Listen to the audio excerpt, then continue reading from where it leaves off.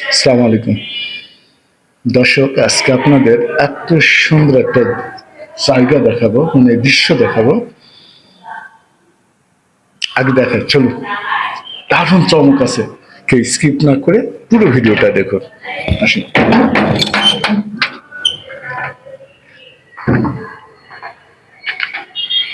এক minute.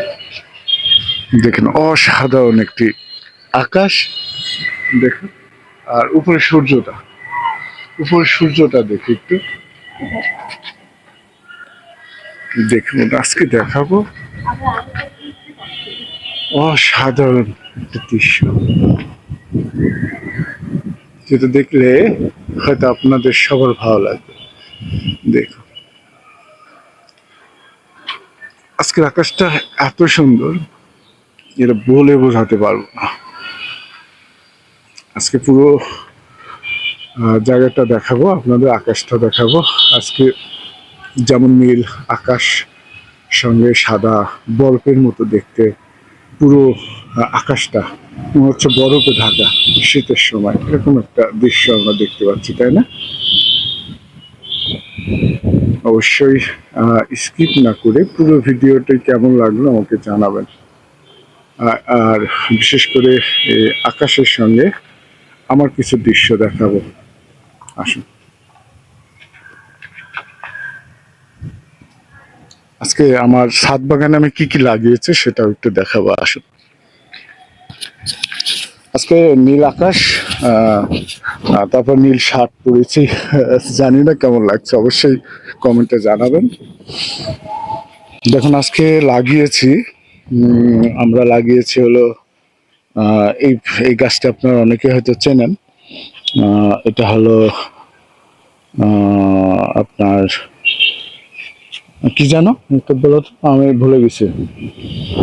Mulberry. এটা হলো মালবেরি। আর এইটা আরেকটি মালবেরি, সেটা হলো লাল বড়।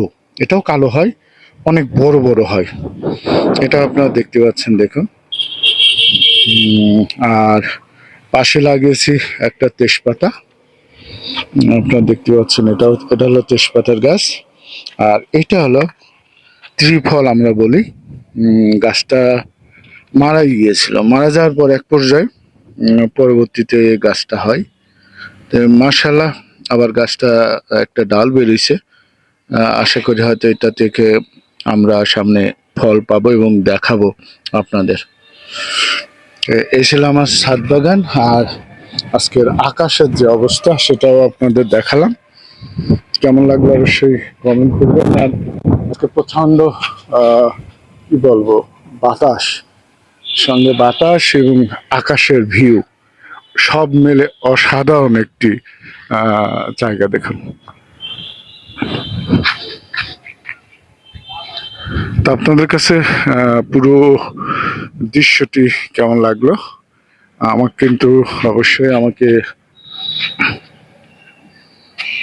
জানাবেন। আর এখান থেকে আমি শেষ করছি। সামনে নতুন কোনো ভিডিও নিয়ে আবার আপনাদের সামনে আসবো। সে পর্যন্ত সবাই ভালো থাকবেন। আল্লাহ হাফেজ।